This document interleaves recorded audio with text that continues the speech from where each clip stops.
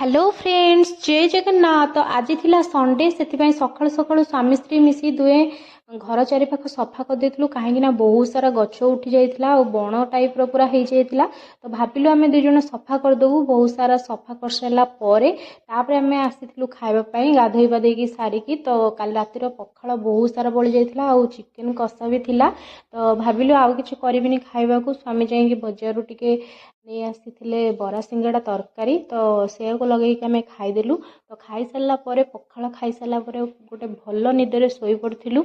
आउ तापरे देखंतु 4टा बेले वर्षा पूरा प्रबल काची देइथिला। तापरे आमे संध्या बेले जाइथिलु टे मार्केट। तो मोर तो सबुठु फेवरेट ऑल टाइम जोटा कि गुपचुप। तो मु टे गुपचुप खाईदेली एंड सी टे छेनापोड़ खाईदेले। तो तापरे आमर किछि परिबा किनिबार थिला। तो परिबा किनिके आमे घर को फेरिलु। वीडियो भल लागिथिले लाइक शेयर सब्सक्राइब निहाती करंतु। रहूची जय जगन्नाथ।